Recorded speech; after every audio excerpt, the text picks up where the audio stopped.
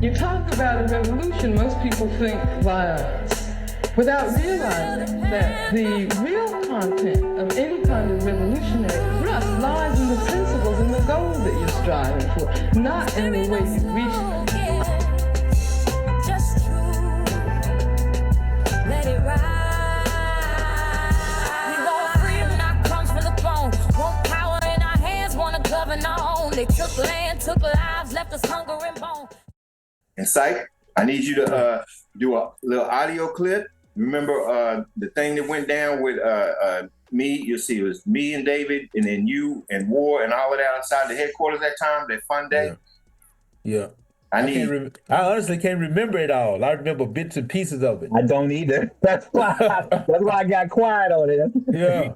You ain't recalling it, but it's still there. Yeah. So now that it's on your mind, let it sit back there, man. I just need, enough from, I want to get it from you, from War, and from David. I remember you were shaking David's philosophical foundation. Yeah. I want to say, did he pull a gun or did he make a threat? Hell yeah, he went back and got his SKS. Yeah, that what made me pull the gun. Yeah. Yeah. I'll try to put it together. I'll try to. I remember more than y'all. God damn. I bet they remember the whole thing probably to the T. Cause when he pulled his gun, I was here probably not even a year off the street, so instinct just kicked in. Yeah, well, shit, David went and got a SKS. Why not? Why wouldn't you? I knew your instinct was gonna kick in. That's why I jumped in the middle. Yeah. and as non-street, rightfully so, non-street aware as I was, I knew what War was gonna do, and that's why when we went to move on you site, I jumped in front of him, knowing I wasn't gonna be able to fight him or nothing. But I was going to slow him down enough so that you could do whatever the fuck you was going to do. and that's pretty much what I jumped in front of him. He was like, oh shit. And had to deal with getting me out of the way. And by that time, you had pulled what you was going to do. Yeah. And then I remember Craig at one point pulled me back and had me in a full Nelson. And I'm like, bruh, if you want this to stop, he ain't finna listen to none of y'all. You need to let me go so I can go talk him back and we can get the fuck out of here. I don't even remember. See, I forgot that. I didn't even remember Craig was around for that. Yeah, he was around. Yeah. And then he was like, damn, yeah, that's true. And so he let me go over and I started whispering in Sykes' ear about the boys. Yeah, he did. Yeah. See, I forgot about that. You did start whispering about the boys in my room. Yeah. I'm glad. Good old days. We were just talking about when we pulled guns on each other. You know what? When we pulled guns on each other. In the foundation of the new Black Panther Party, we all pulled weapons on each other. David. No, we didn't try shit. I'm glad you caught yourself because ain't no damn way none of us tried shit. Yeah, we didn't try that. That's why I stopped. And did it on a public street out in the open in front of a store. Where that led up to that, man? What's the recap on Black that? bookstore. Black bookstore, yeah. Yeah. Uh-oh. Go to tell the story. On that? You know more than knowledge. Go to tell the story. Let's get into the lore. You always talk about the lore. Let me start it off with David. David's thing was you always got to be careful about shaking people's foundation. He said, because once you snatch somebody's foundation from them and you don't replace it with something, you don't have the ability to replace it with something, and that always stuck with me, then you actually do them more of a disservice. Yeah. And David was always about principle. And so to David, what he was doing was shaking his foundation and removing his foundation, but didn't have nothing intact to replace the foundation. So David's thing. Pause 1 minute, Walt, before you continue going, because I think this is important. We actually had because I remember us doing the history, and it shocking me that we had this history, but we wasn't responding to it. Because, okay, you had two sides in the beginning of the new Black Panther Party in Dallas. What? And the two sides was the West Coast, East Coast Panther faction from the 60s, essentially. Wow. you had one side that was more Huey and Oakland Panther ideology based, and you had another side, essentially me, Third, and War was kind of in the middle. We was getting War to come over. War was coming over to us. That was a more East Coast Panther. Understood at the time. This gonna shock you, Yanga. E was a staunch black nationalist. So yes, he was a staunch black nationalist. So he believed he believed. I'm talking about to the point of willing to die for it. That black nationalist ideology was necessary in order for any organization to be effective, and so he was real big on bringing Afrocentric thought, those ideas, focusing on the black community, making it. He was real big on that, and you got to look at it from the point of view of Malcolm X's evolution. So he was at that point in Malcolm X's evolution when Malcolm was screaming black nationalists.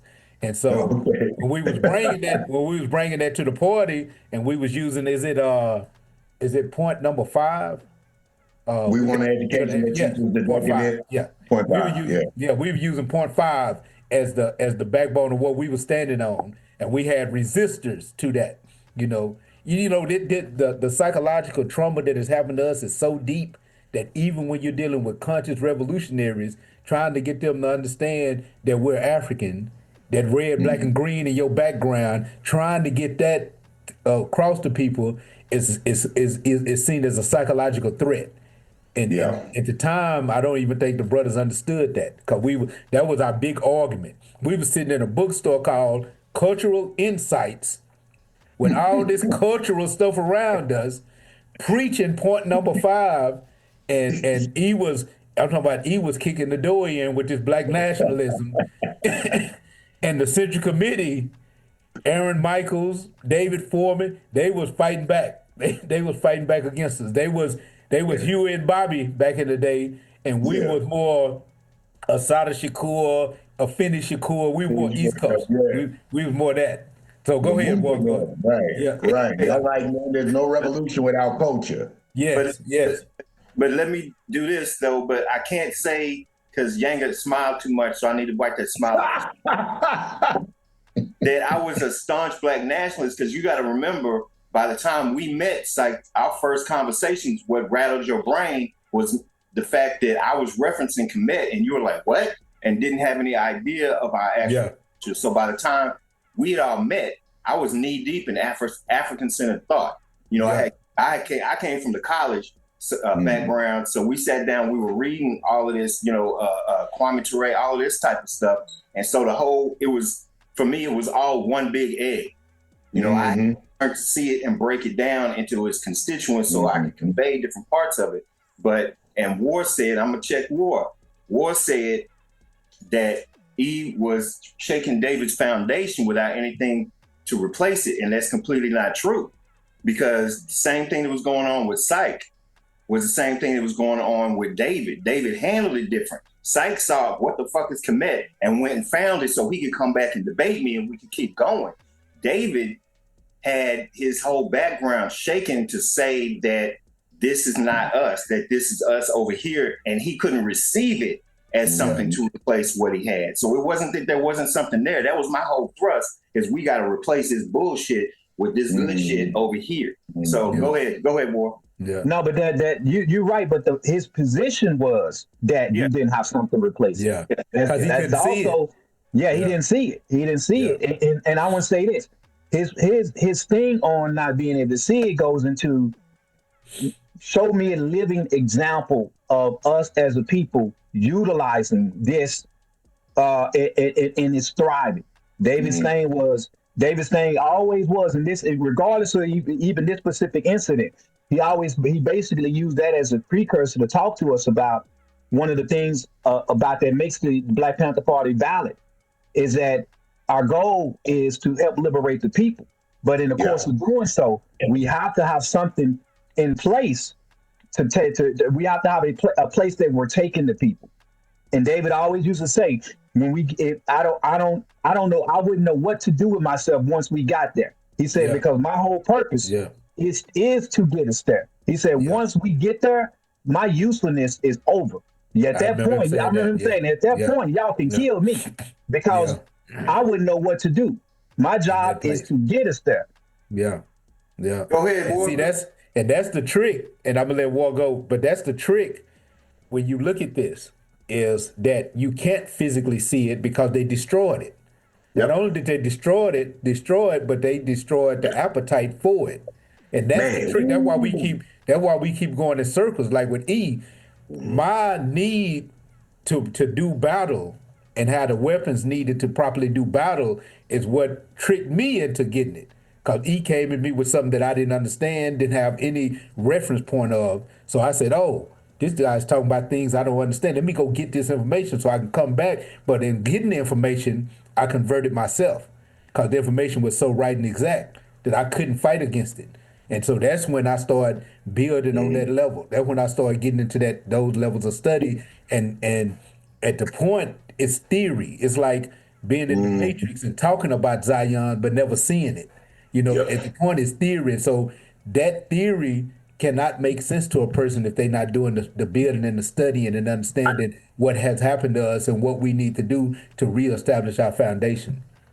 Because my thing in that cultural that need for the cultural part is because culturally you begin to be able to see beyond the physical, which is what they want to do, is to see the physical, whole Black history versus African history type of thing. You can see what's here right now, and what's here right now is niggas is fucked up. But when you begin to embody and to understand the culture and everything, you can see beyond what the eyes have and tap into that greater knowing, that waterfall, if you will, say, of what it is we're trying to get across. I mean, you know what I'm saying?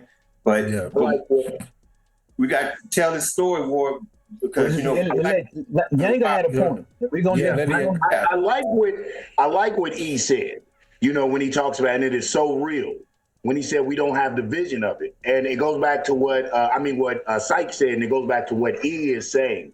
When they destroyed that African in us, they destroyed that. When they attempted to destroy the African in us, they destroyed the African vision. What E reminds me of, and I think why I love talking to E so much and going back and forth with him, is he reminds me of my father. I'm gonna keep it 21. My father's a staunch nationalist who is a Garveyite, which makes him a staunch Pan-Africanist.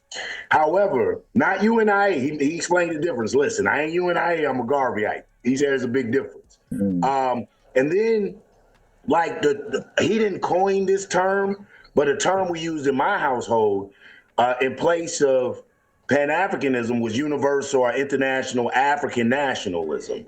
So what he always reminded me of my father is, I understand coming first as that staunch Black nationalist, or the appearance of staunch Black nationalism, nationalist, because that's what opens the ears to the masses. And then we have to begin to interject our connectivity to Africa, the primacy of Africa, Africa innate in us. But right now, especially with this indigenous movement, Africa is zero. And we have to factor in the psychological effect of our day-to-day dialectics with our African cousins. They haven't been the most pleasant.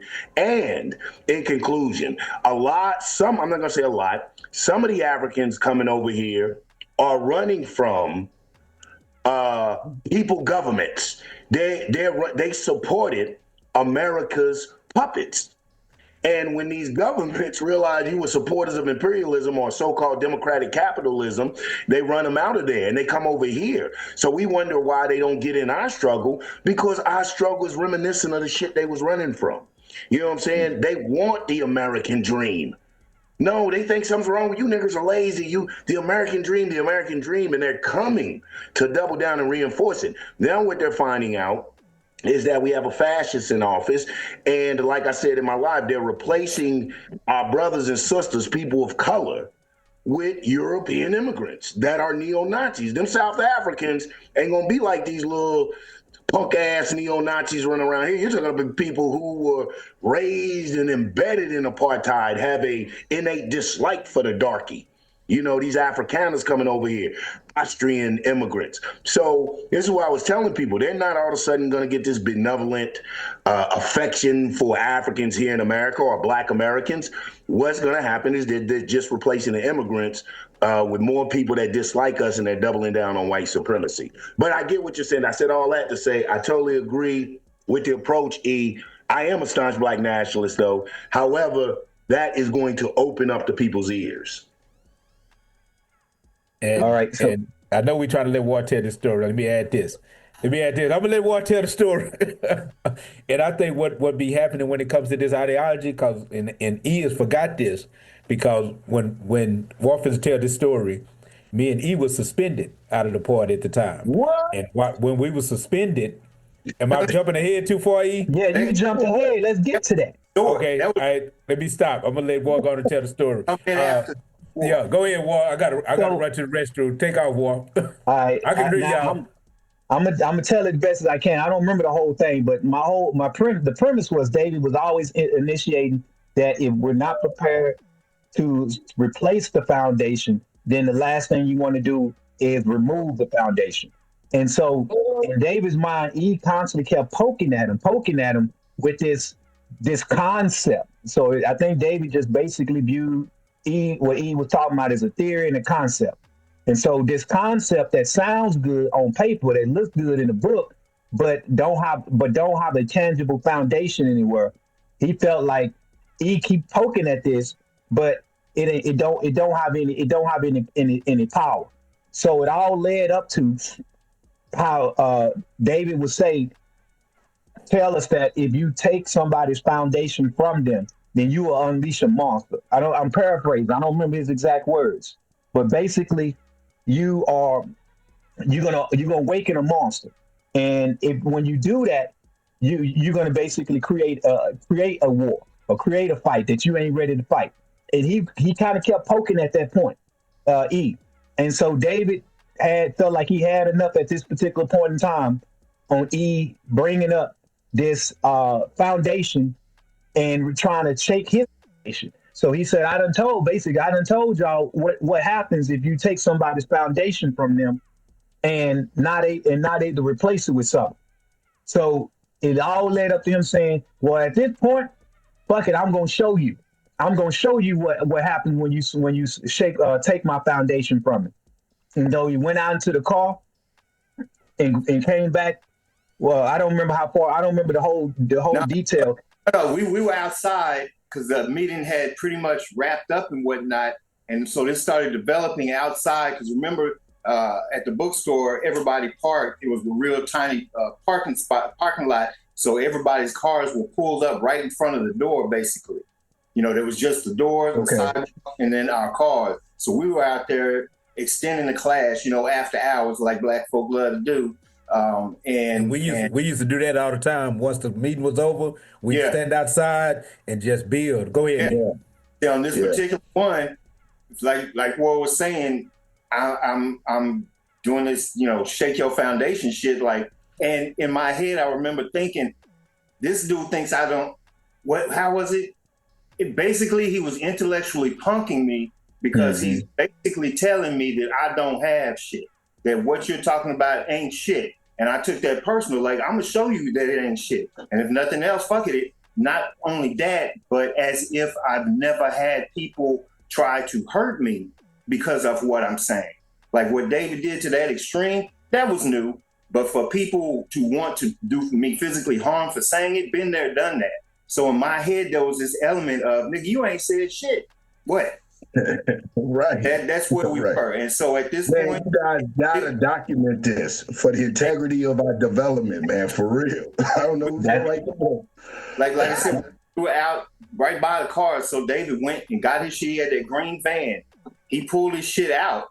And I'll let y'all, I don't remember that point. I don't know if I blanked out or was excited or I don't know. I don't remember the particular. Well, at that point, and you got to keep in mind, this is over 30 years ago.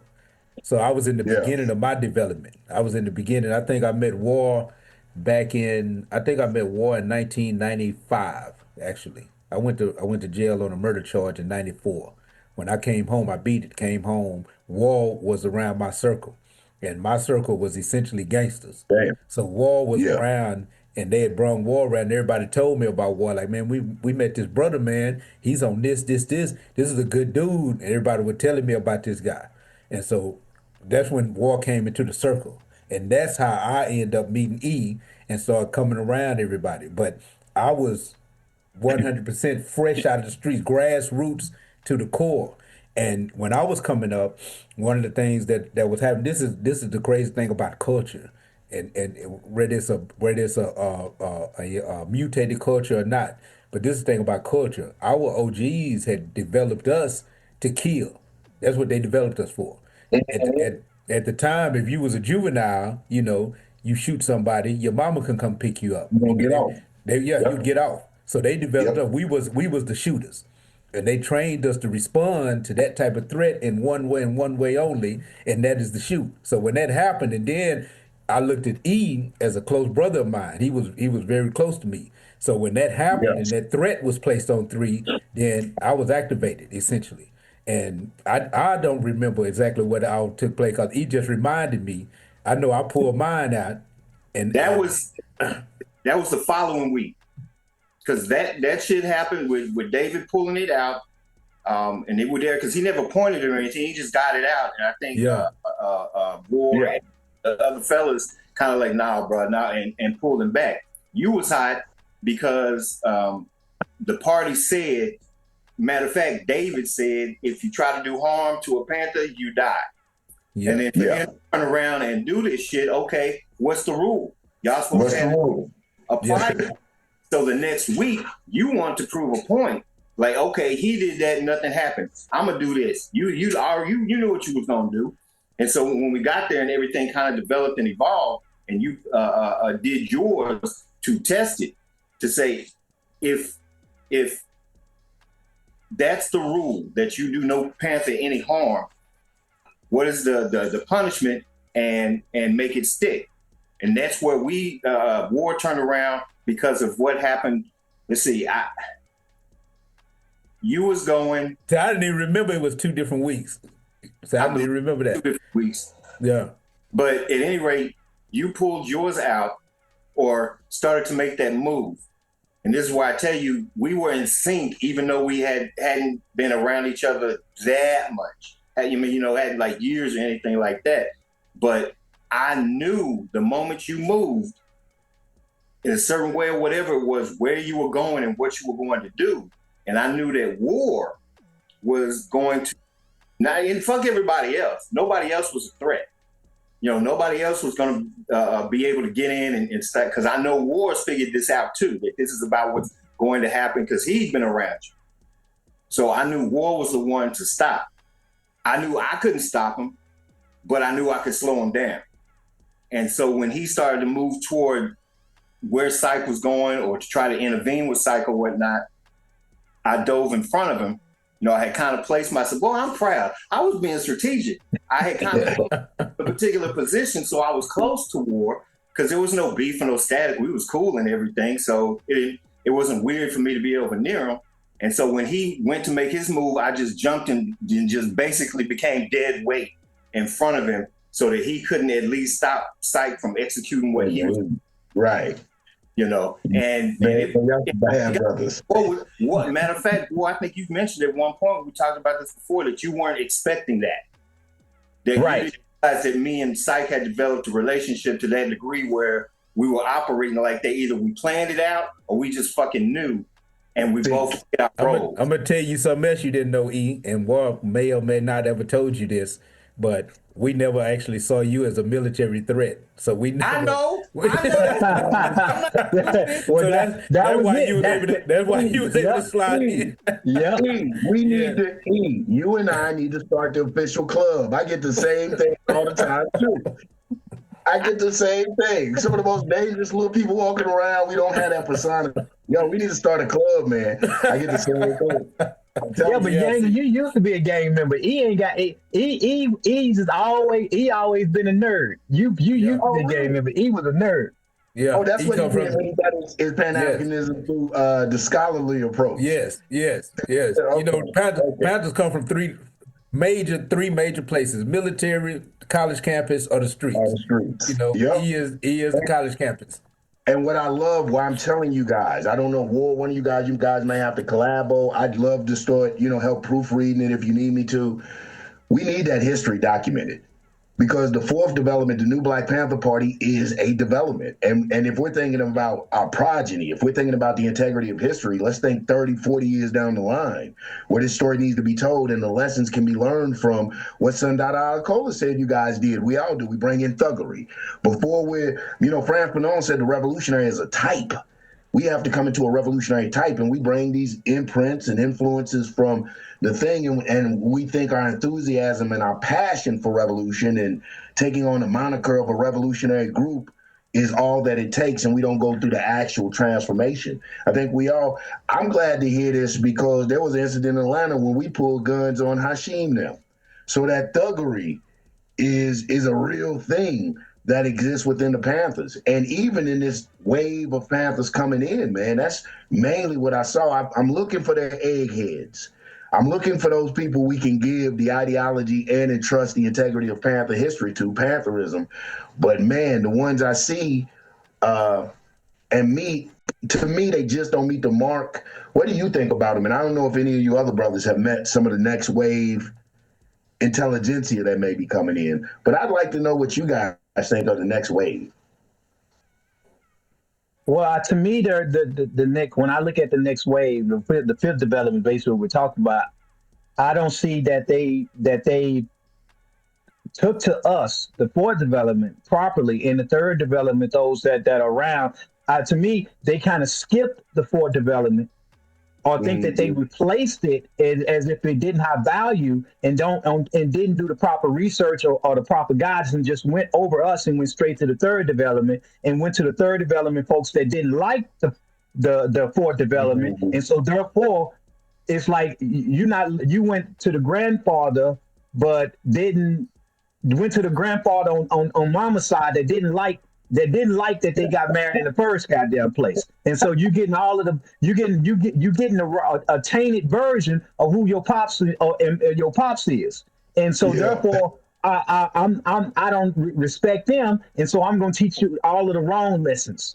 You know what I mean? So they go to the dysfunctional grandfather to learn what's going on.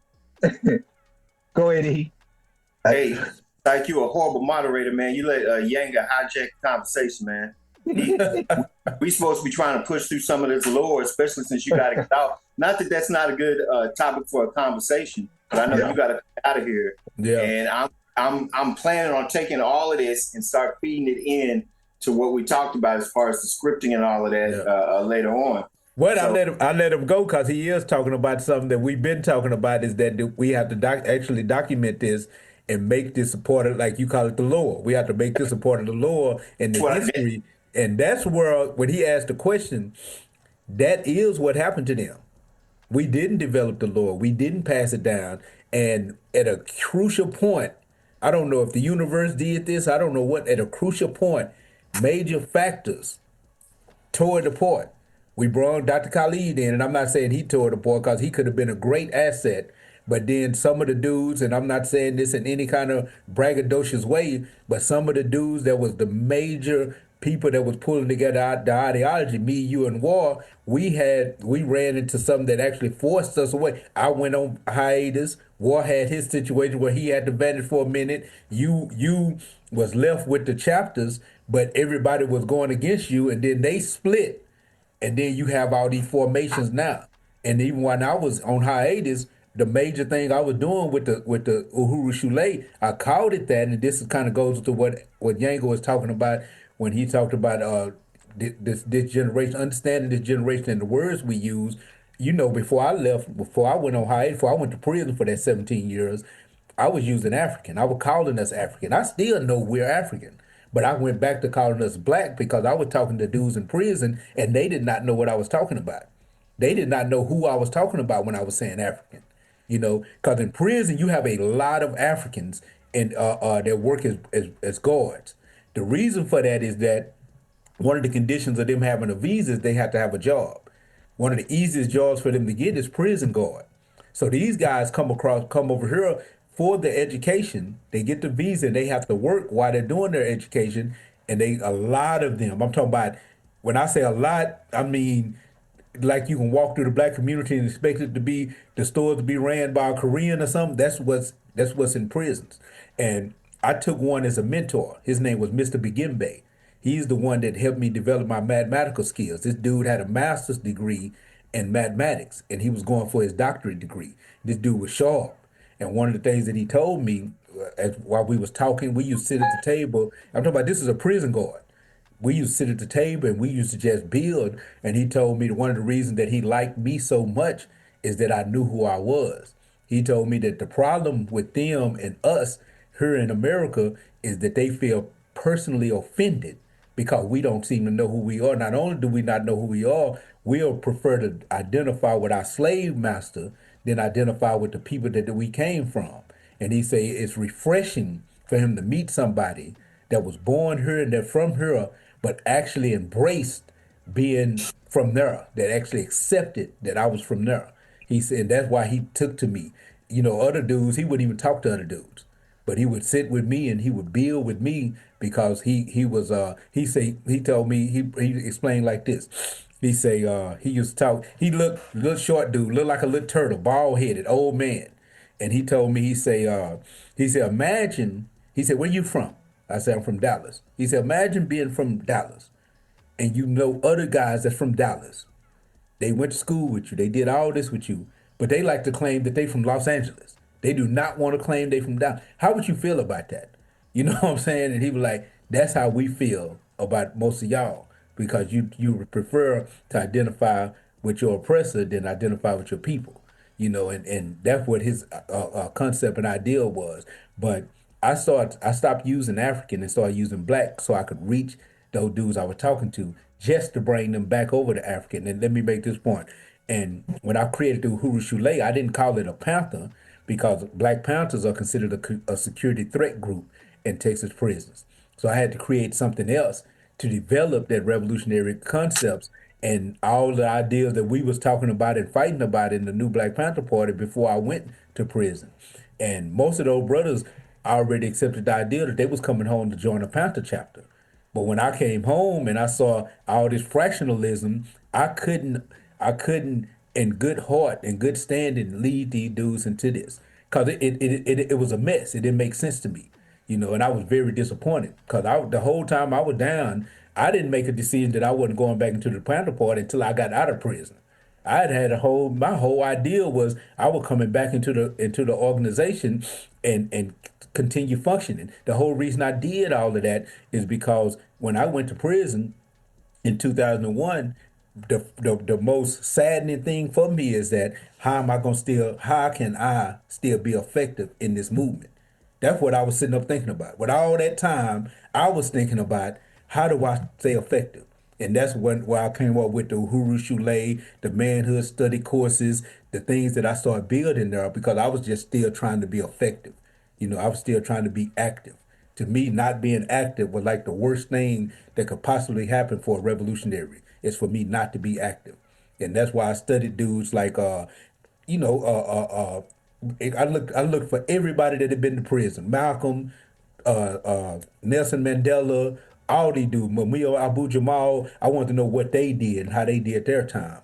And then I took those things and started building from that. And all the arguments and fussing and fighting and development that we did as a chapter, I took all the vision that we had and I started building that into the lesson plan that I created as the Uhuru Shule. But go ahead, E. So that's good for the director's cut. You know how they had a voiceover to analyze the story. But can we finish this story? Go ahead. Let's go. Let's roll it out. So no. So I threw myself in front of war. He did whatever he did, and I just tried to, fuck it. It's gonna happen. Whatever. I ain't gonna be able to fight this dude. He got me out of the way, but by that time, Psych had raised his up, and basically took the party hostage because motherfuckers didn't know what the fuck to do. From David to War, everybody's yelling, trying to get Psych to calm down because folks who knew Psych knew where this was gonna go, and all of this. One brother named Craig was a vegetarian boxer, if you can believe that. And not boxer, he was jujitsu. Martial artist. Yeah. Okay, jujitsu. Yeah. But he was bulky. I remember him for the boxing. Maybe that's what he talked more about or whatever, but that always stuck in my head. But I didn't know him well enough to know everything that he was into in terms of martial arts. But I remember him grabbing me in a full Nelson and pulling me back as if I was the fucking threat.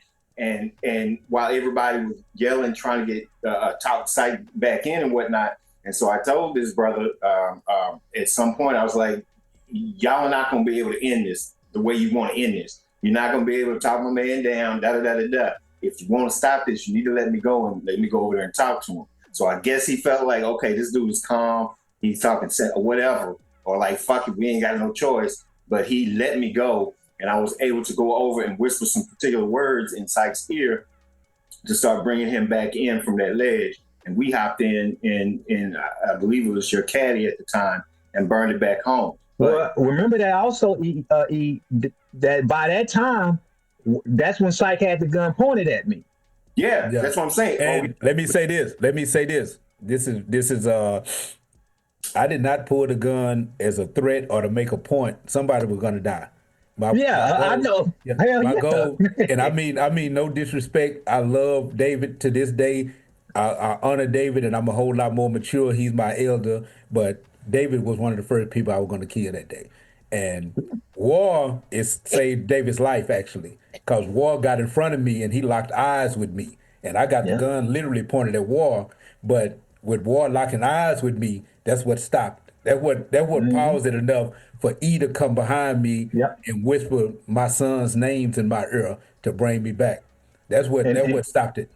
And I knew all of that. I knew all of that because I knew Syke to be a bona fide killer, and I know that you look killers in the eyes, and that's how I got not only Syke's respect, but that's how I ended up getting a lot of killers' respect in the hood, because I know what bloodlust is like, and I know how to look at bloodlust, and I got some of the same tendencies, so I know how to get that respect and to hone in on that. And so that's basically all I knew to do in order to give Syke enough time to hopefully figure out that he don't want to do what he will do. Syke just like any other killer, real killer. I ain't talking about somebody that has to get high and do their dirt. But a real killer will kill because if they pull a weapon, they're gonna use it. They don't pull a weapon to play. They don't play with this thing and, man, if you keep messing with me. Nah, real killers don't do that. And me looking at Syke and knowing what he is, that's the only thing I knew to do to hopefully make him do something that is actually against code. And that's not use that weapon once he pull it. Real killer, that's a real killer. Real killer don't play with a weapon. So my whole point was hoping that I could get this dude to go against his code. And sometimes that's all it takes is if for when they're in that state, and like you said, it's not anger, it's just detachment. You know what I'm saying? You just detach from the situation, like, you know, it is what it is.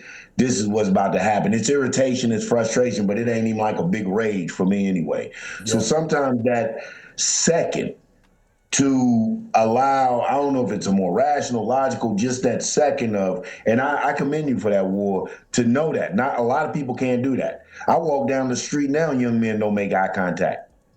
You know what I'm saying? You get them looking in their phones. The phone is the worst fake coward distraction I ever seen. I hate to see men walk past men and we don't make eye contact and greet one another and we're using this phone thing. So to be able to look someone in the eye in that state, I commend you for that. And you got a gun on. How did y'all end up bringing it back together? How did cooler heads prevail and y'all be like, because that's something huge. Y'all quit interrupting the goddamn Lord. Look, okay, so there's the thing. Okay, so I'm saying stuff to Syke, and he begins to back down and whatnot. And essentially, you know, I'm saying we got to get back to the boys. They need you, da-da-da-da-da. Let's get out of here. The cops ain't coming yet. We don't hear nothing. The expressway was literally a block away, so we could get there and get out.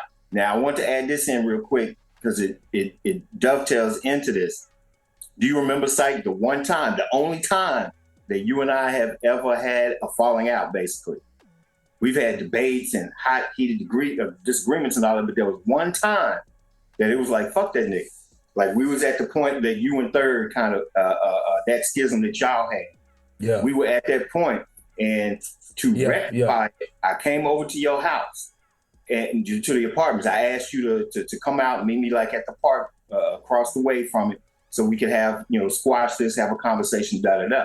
And when I came, knowing your living situation, I brought you a gift, knowing that was something that you had wanted, and it would be an appropriate way as a peace pipe or a peace treaty or offering or whatever it was to begin to mend that. Now, you remember that? That happened before or after this? That happened before this. So and I've only come to realize it in the later years. But War, that idea we talked about one time in terms of getting a job when you go to an interview, it's not what you know or even so much who you know, but get them to like you. Yeah. So I didn't realize, but that's what I was doing. Yeah. I knew that me bringing what I brought Psych would be, if nothing else, the one thing that would have him questioning, is this a relationship worth developing? Do I need to get rid of this dude? That type of thing. And I knew that by doing that, I could prove a certain something. Because I know I ain't no street cat. Duh. I've been around a lot, but that was never my thing. Now, for the party, I'll be that. Or for the movement, for the people, I'll play that role. Y'all know I've never had a problem with that. But knowing that was y'all's background, I knew that was the way to get beyond the doubt, was to say, fuck it, let's go on the front line and deal with it and get some level of respect so that whatever the shit it was that I was bringing with the African set of thought and the culture and all of that type of thing would be more acceptable. So I manipulated y'all. Yeah. And the thing is, back then and now, because me and War talked about it before, that I'm more principled than loyal. And when War first told me that, I was like, I am loyal. He said, no. He said, loyalty is a person, you with a person no matter what, even if they violate principles. I'm not with you if you violate principles. I got to go against you because the principles mean something to me. And that's why I felt the need to come back and take David out, because our principle was, the unspoken rule was, you do not do harm to a panther. There's only one response to that. And that bothered me, that response did not happen. That bothered me. It's like the Heat, in the movie The Heat. And Robert De Niro, he's out. He has the money, he has the girl. All he has to go do is go. But he can't, because his principle was the snitch got to go. Wayne Grove has to be killed. So he say, I got to make one more stop. And he went back to go take out Wayne Grove. And he took him out. But if y'all ever seen the movie, I ain't gonna tell you nothing else about the movie. But his need to live off his principle is what made him go back and not go and escape with the money and the girl. His need to do that. He had to do that. It just bothered him.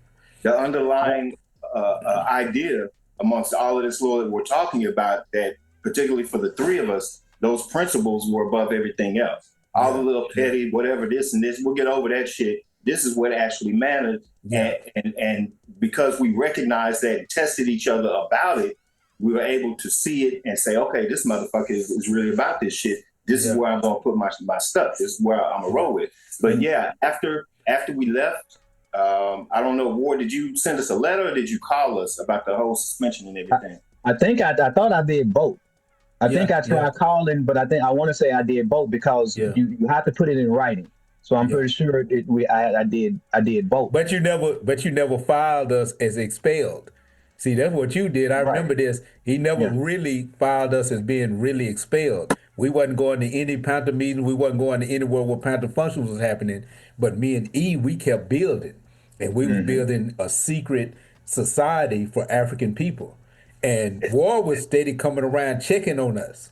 War was the only other active Panther that was really coming around, checking on us, kind of building with us, seeing where we was going, seeing the development that was happening with us. Even though we wasn't active, he saw us still working. And I think again, because War, you got to keep this in mind. War did not believe in friendship.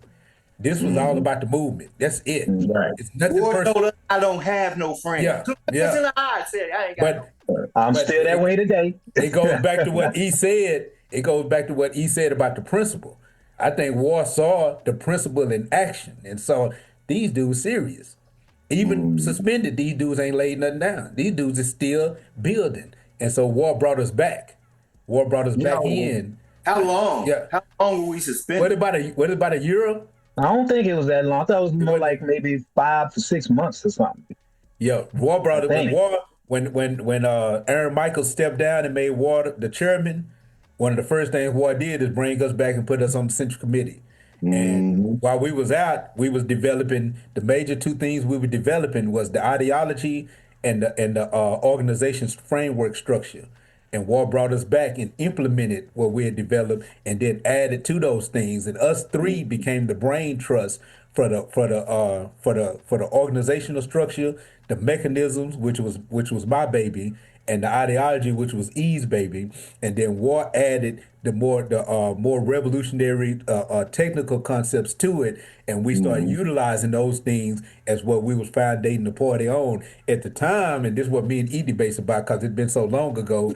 He developed and changed the ideology more. At the time, what we had done, we said the ideology was we took different principles. We took Black liberation theology, not the root of what somebody else said. We took the basic core of what that principle is. Black liberation theology, Black nationalism. We took two principles from Kwanzaa, put them together, and we called it African communalism. But it was Ujima and Ujamaa, Mm-hmm. collective worker responsibility and cooperative economics as African communalism. I teach that now. African communalism based Pan off the manual. Y'all Africanism, came up with that shit? yeah, Pan Africanism and Man. what was the other one? Oh, Afrocentricity at the time. We took these all five, we put them together and said when they're all working in concert, they're Black Power, and Black Power was the ideology of the new Black Panther Party at the time. Then I got took off the board, and E kept developing it to another degree. And I think now E took it, and E'll be better to speak about it. Instead of them working as a circle together, as them working as a circle, I think E took them as an evolutionary stage of moving from one to the next, to the next, to the next, until you finally get to the last one that is not supposed to be spoken of. And so that's what we were developing. Same thing with the mechanisms. The mechanism first started out with it was the Central Committee. We was always Minister of Defense, Minister of Finance, Chairman, Chief of Staff, and then we created a new person that we felt was important, the Community Liaison Officer. Yeah. So that was the Central Committee. Yeah, so we created that. And under every person, the community mechanism, CLO, Community Liaison Officer, defense mechanism, Minister of Defense, economic mechanism, Minister of Finance, and the information mechanism, Minister of Information. Sit back. I can teach you the mechanisms. Huh? Sit back. You want me to teach you the mechanisms? Sit back. I can teach the founder of the mechanisms. I teach the mechanisms. Yeah. Shit, but go ahead, please, man. I'm so honored, man. For real shit. Damn. Yeah, we created all that while we were suspended. And then War took it, and War evolved on it and developed it and spread it out. And that's where all that came from. Man, let me tell you something. Chairman Kahar swears by the mechanism. Like I was putting them both. I was watching, I was doing PE with War before I had the opportunity to meet him. Yeah. Yeah. He took straight, and that's where I think distinguished Cleveland. Like we were made to know the history. A lot of people were coming in. When I got out of Cleveland, I was surprised at the understanding. Like we're taught Aaron Michaels. When I got out of Cleveland, I was surprised at how many people believed it started with Dr. Khalid Abdul Muhammad. You know what I'm saying? Just the beginning of a different history and a different way that people moved. You know, like my understanding, us getting fed from Texas, us getting fed from Dallas IPE, and then moving how Abu moved. I assume that in the Midwest we had Chicago, we had Ephraim, we had St. Louis. I don't know why he didn't make my father the Midwest chair, because his influence was incredible. It was undeniable, and it just. Yeah, man. But I am so honored to begin to get this history. You know, I knew that y'all developed it, but I didn't know that you guys are like some fucking Marx Engels type shit for the fourth development. You know what I'm saying? That's heavy, man. That's heavy. That's something to be. I'm telling you, you need to document it. It is taking a course. There's some people out there like me that teach the African communalism as it's supposed, because that's what we took. We took this development understanding of Black Power as introduced by the new Black Panther Party and the Black Power Manual. That's what that's called. That has been you guys' writings have been adapted by more formations than just the party. It is affectionately known as the Black Power Manual. And I'm one of the I should beat motherfuckers up with it. Come out here. Remember real quick that the Black Power Manual, though, our issue with it was that it left out the key components. It left out a lot of stuff, and that's where me and Hashim and Malik, predominantly Malik, because Hashim was the one that came to Dallas with the manual and showed us and was trying to get our approval. But then when Malik went to go carry it out, I had issues with it, and I was like, "Why'd you cut it off at 100 pages? Y'all left a whole lot out." He was like, "Well, man, it you don't want to make it more than 100 pages." And I'm like, I said, and I remember going back and forth. I was like, "You got like 17 or 20 pages of flyers. The original one had a whole lot of pages of flyers." And I said, "Anybody can figure that shit out. You need to take that out and put back in some of the stuff that's missing." And that was part of the fallout on that. Go ahead, E.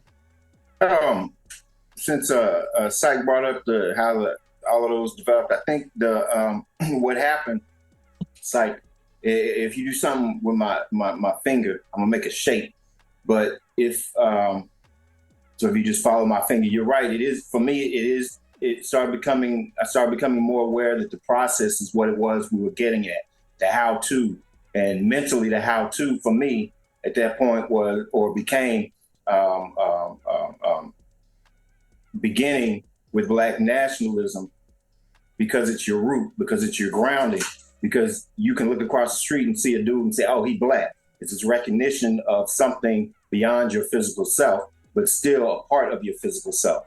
And then as it developed and grew into an even a greater, more fluid idea, it extended to Pan-Africanism, which is this recognition of not only is there something beyond my physical skin, there's something beyond your physical skin. There's an attachment to everything that's around me, everyone that's around me, particularly Africa, but also to those backward and forward. People talk about Pan-Africanism a lot of times, I think, and they think in terms of we're all one people.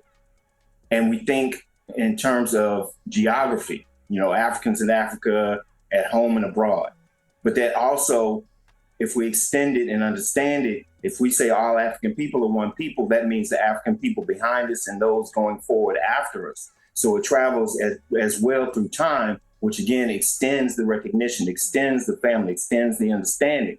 And then as you move across, the idea of Black liberation theology, connecting something once again to an even wider lens, an even greater lens, going beyond just us as a people, but us as an attachment to the earth, to the universe, to everything that is around us.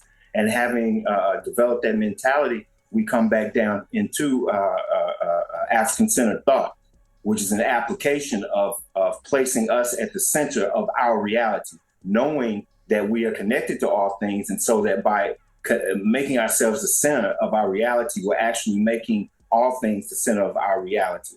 And that bubbles into and raises up into what I think the African communalism became, which was this kind of unspoken reality, this existence that you can't really point it out except to break it down into the various isms. So it's this sort of unspoken, never mentioned guerrilla spirit, the fifth element type of thing.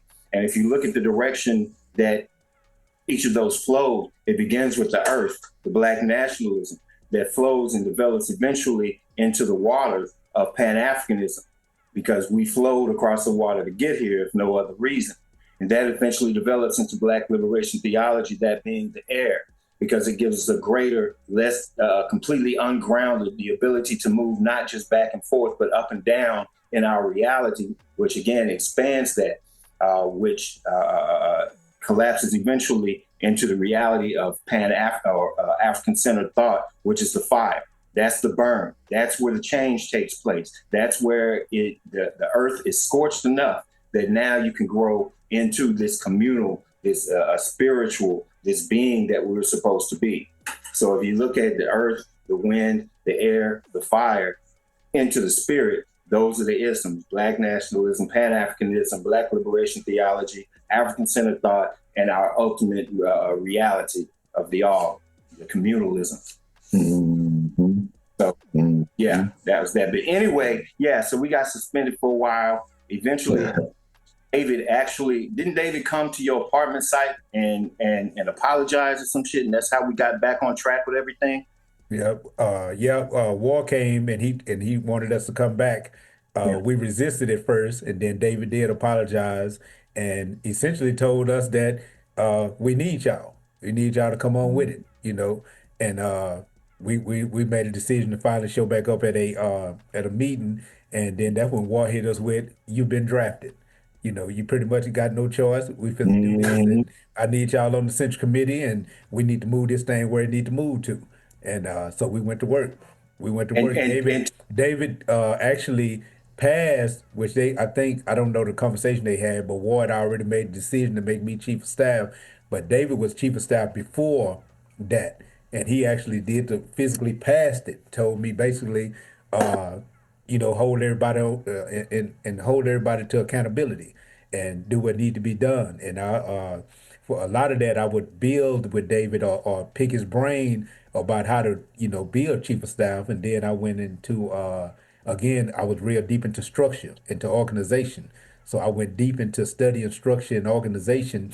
And that's when I rolled out the mechanism structure, and I rolled out. I don't think we kept it, but I rolled out another a component piece to the mechanism structure, which was called the echelon, which shows the different responsibilities of the different people operating under the mechanism. Because in my thought, if you come in and we have a lot of these, the guy that wants to be from the militant point of view, the militant aspect, then you would go under The the defense defense mechanism. mechanism. And Yeah. your general will be the minister of defense. Your Mm-hmm. direct the person that you report to is the minister of defense. If you came in and you was an intellectual, you wanted to work at the time, we were dealing with newsletters and things like that, or you wanted to teach PE class. And we changed it from PE Information department. to Yep. cultural political education class. We changed it. But if you want to teach CPE, then you went into the information mechanism and so forth and so on. And so we start building on that level. And our first official community liaison officer was Brother Justice Ali, because he was into, like EUs always say, he wasn't really doing work because that's what he liked to do. And that's why we appointed him community liaison officer, because he loved being in the community. He loved creating barbecue. The community liaison officer is responsible for being the liaison between the community and the party, and actually interpreting what the party was doing to the community and actually being able to integrate the two. That's the community liaison officer's job. But we went to work on all of it, and I think we was going full steam ahead. I think we was really making a lot of progress on a small level, you yeah, know. Yeah, I think we were making a lot of yeah. progress on a smaller level. Oh, We even absolutely. created Boy, that's why I call it War didn't expect. yeah, Oh, my Wow. bad. No, I was just saying War. That we were. It was obvious, and like yeah, you said, that's what caught wars. Like these motherfuckers, they Y'all ain't. were fanatics. Y'all were fanatics. I remember the time when I got deep into Islam. I was with a group called the Salafi, and my first wife cheated on me. And the Quran say you stoned the bitch. So I went to the Majlis Ashur. I went to the brothers and told brothers, my wife has committed zina. We must stone her. They looked at me and said, "Nigga, you crazy." I'm serious. I yeah, was told. I walked around and was, hey, she commit a zina. I get the first brick. I swear to God, I'll throw the first brick. Just give me permission. And they looked me, and I was so sincere and so serious. That brother, the imam, that's what shook my faith. The imam, one of the head imams, looked me dead in my face and said, "Nigga, you crazy." You know what I'm saying? That's when I yeah, knew. I was like, yeah, I'm these principles. I'm holding to some things. Okay, y'all pushing it. Y'all out there, we out here believing it. And then when it comes back in your lap, yeah, so be careful how you push the hudud and the sharia and all this other stuff, and it's sounding good. And we oppress black people. We're really practicing escapism through neo-Arabism. You know what I'm saying? We don't want to be yeah, Negroes anymore, so we'll be we're Aswad Arab. We're the black Arab. We Arabifies it all kind of ways to justify our yeah. religious We allowed Arab to Arab. man. I saw that a lot in prison. And Walt can speak to this too. We almost left this out. The way we were and the way we was moving, because we was focused our focus was local. We was always focused on. We was even brought up and taught that idea that you're supposed to be effective nationally, you have to focus locally. So our focus was real local. And every time Dr. Khaled came and saw us in Dallas, he would always ask, "Where was those brothers?" Talking about me and E. Yeah. He would always ask about us. He saw. I think he saw our fire and he saw what we were trying to do, and I think he understood War's leadership because War could see it. Like I say, when we were suspended, War could see it. So one of the good things, and I'm in management, so they say that management theory teaches that only 5% of your people are leaders. Only 5% of your people are going to be leaders. A good manager knows how to identify those leadership qualities and put those people in the right position so they can push the production of the 95%. And that's what Ward did when he became chairman. He identified the leadership qualities in his 5%, and he empowered with that 5% so that they can push the rest of they could push the rest of the chapter. And I think whenever Dr. Khaled, well, I know because he always asked about it. Whenever Dr. Khaled came to Dallas, he could see what we was moving. He could see what we was building. We even created another thing that we created was what was the position we created for the person that ran the headquarters whenever we had visitors that watched? Soldier of the day. Huh? Soldier of the day. Panther of the day. Officer today. Officer. Yeah. And he was square business. He even checked the chairman one time for drinking a soda in the middle of a PE class to check the wall. Told him he got to put that up unless he got one for everybody. Yeah.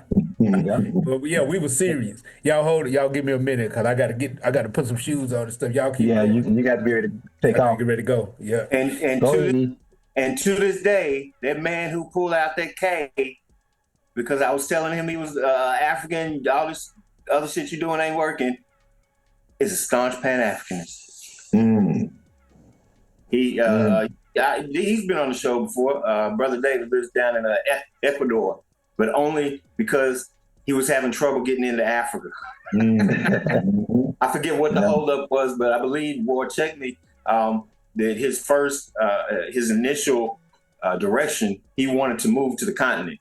Like he was fuck this, going to Africa. Fuck this. I mean, right. It's like you said. It's the inevitable conclusion. And that's one of the things when you talk about your contribution of African communalism, and especially when I teach on it, I really, really jazz it up with like politicizing it. And when we talk about, like you talk about the diaspora, melanated people, black people, people of African origin and descent, I always talk about if we can't organize on anything, we can organize on the agreement of who the oppressor is. Nationally, internationally, imperialism, capitalism, we have a direct relationship with it. And I like to point it out to our people as white supremacy.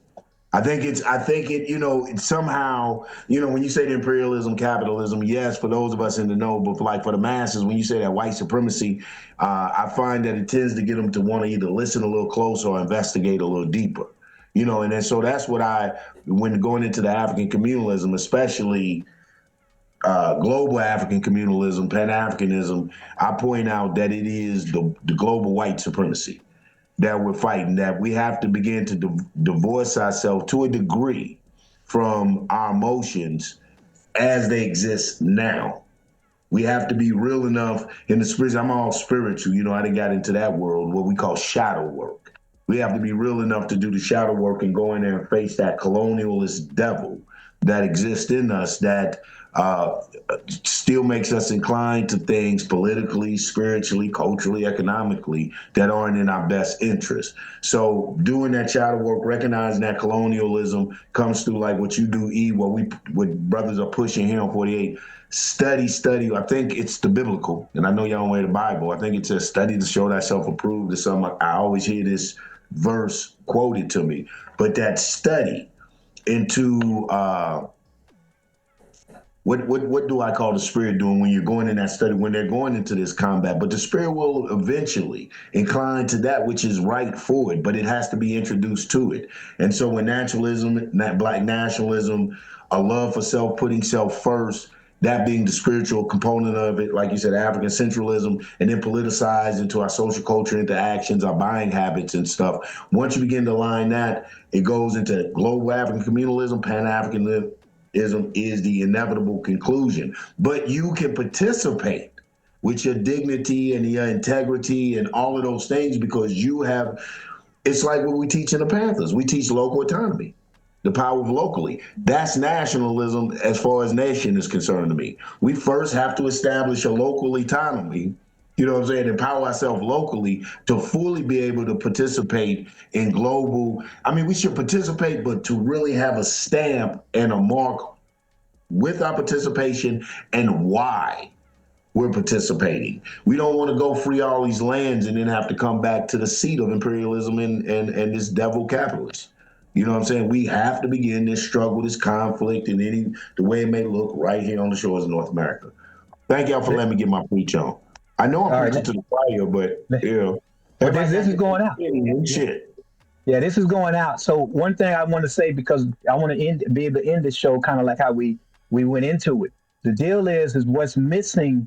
I think one of the key component that's missing within the formula as to why a lot of the poor development Panthers don't get it is the essence of everything we're talking about is honor, principle and honor. And the deal is if you won't know how to live by principle. The principle Psych is talking about unless you have the honor. And that honor and that code of honor is what guides you eternally. In other words, you willing to live and die for your honor. And your honor has to rest upon those principles. So in Panther ideology that E and Psych laid the foundation to, it goes into those codes right there. Honor and principle stands before everything. And this is where me and I would say a lot of the National Central Committee of the NBPP started falling off because they didn't have honor and principle. They had loyalty. And by only having loyalty and not recognizing the highest level of importance would be honor and principle, we continue to bump heads. And we continue, because when you don't have honor and principle, then you will let this pass. You will let that pass. You cheat the code and do this and skip this and skip that and put somebody in position who don't deserve it. Put somebody in position because they your homie or they willing to do everything you say. That's not living by code of honor. And when you do that, when you start introducing these flaws into the formation, it just gets worse and worse from there. So that's why I'm saying what I saw happening was, and still is happening, is they skip over the ones that were the foundation of the poor development and go back and talk to our fathers that didn't get along with us, the dysfunctional father, and let the dysfunctional father tell them how shit ought to be going instead of talking with the ones that were the evolution of what learn from the evolutionary mistakes that they made. See, people don't look at the development of the poor development as an evolution toward the revolution of what a Panther is. You got this situation where they basically try to discredit the entire concept of what the poor development is because people are focusing in on those people that are not properly representing the poor development.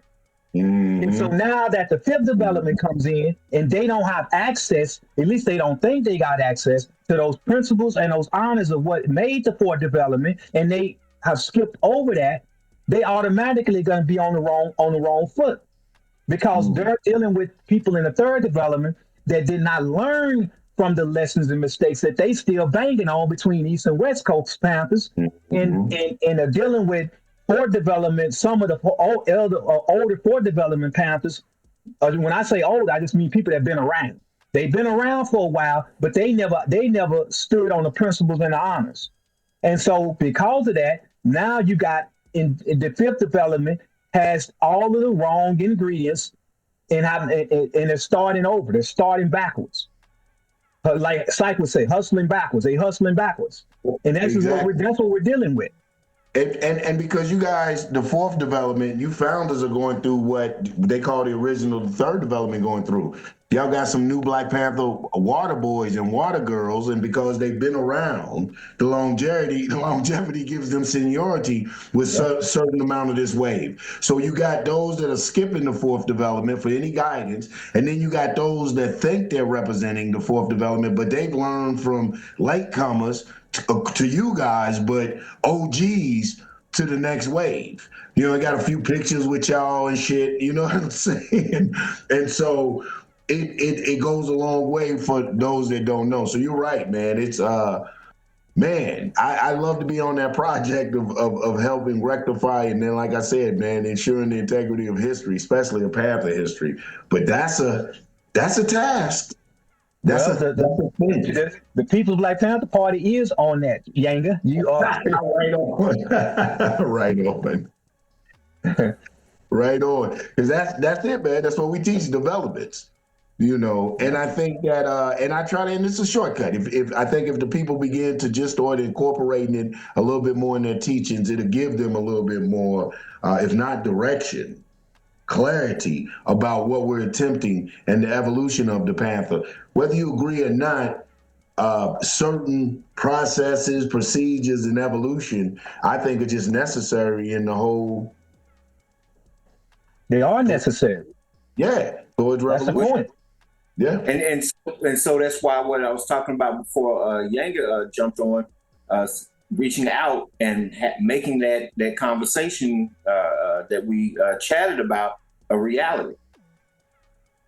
I mean, that's exactly what he's saying, or what both of y'all were saying, actually. What conversation was that? I missed out on a little bit. So, because of all of the hubbub about birdsong, we actually reached out to him. Okay. I DM'd him. I haven't gotten any response, but I also chatted with chapters online on Instagram about the possibility of having a Zoom call, not necessarily recorded, obviously, but having a Zoom call, a conference between those of us who walked through that fourth generation and those who are willing to listen. To develop that conversation of networking and getting around some of this bullshit. But yeah, so yeah, matter of fact, you hey, War, I'm gonna do a you, brother Yang. You are drafted to be a part of that. So. when we solidify it more and kind of coordinate some things, yeah, you know, right on, man. Clear your day for that. Yeah, right on. There you go, Yang. It's official. It's official as a referee's whistle, man. And I'm so, like I said, man, I'm honored. I still, in certain things, I'm still very impressionable. You know what I'm saying? I still get ooh and ah. You know what I'm saying? And I'm the one of the three of us that doesn't like to have people on, or at least invite people on. I don't invite. Yeah. So it's official. Call people. You know, I gotta call. Made it. MOI made it. It's official. I said the MOI said it. It's official now. It's official. And for me, coming from E, he usually doesn't let people. And then me, that ain't a usual. He don't let people. It ain't usual. He don't. Okay, I love it, man. So yeah, man, that's real. And like I said, I'm so impressed.